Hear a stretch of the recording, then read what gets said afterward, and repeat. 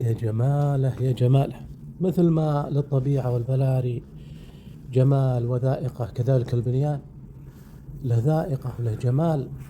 منه البنيان العصري مثل اللي أنتم تشوفونه الآن، ومنه البنيان القديم بجماله من أحجار من طين، له نكهة خاصة. لكن لا شك أن الجمال الطبيعة البكري لا يعلوه شيء. لا إله إلا الله. حقيقة العاقل الفطن لابد أنه يتخذ كل موضع وكل مكان تفكر الله جل وعلا.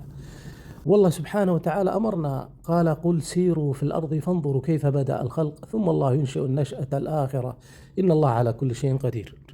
لما ترى هذا الماء، ماء البحر المنبسط الواسع الممتد الذي ينقطع البصر ولا يبلغ منتهى، ثم ترى المباني فوقه، ما تتذكر إلا قول الله عز وجل ولله المثل الأعلى، وهو الذي خلق السماوات والأرض في 6 أيام وكان عرشه على الماء ليبلوكم أيكم أحسن عملا. وفي الحديث كتب الله مقادير الخلائق قبل أن يخلق السماوات والأرض 50,000 سنة، قال وعرشه على الماء.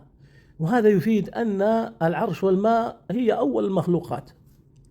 فقد ذكر أهل العلم أن أول ما خلق الله تعالى الماء والعرش ثم القلم ثم السماوات والأرض، واختلف في العرش والماء أيهما خلق أولا، فقيل أن العرش خلق أولا، وهذا رجحه ابن تيمية وابن القيم بناء على فقههم والأدلة التي وصلت إليهم واستظهروها وجمعوا بينها.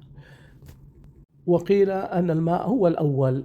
الشاهد أن الماء والعرش هو أول ما خلق الله سبحانه وتعالى، ثم عاد قدرت المقادير وكتب كل شيء. لا إله إلا الله. هذا الماء عظيم عظيم، لا بد التفكر فيه يا جماعة الخير.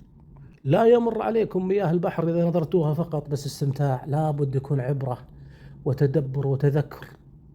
لا إله إلا الله.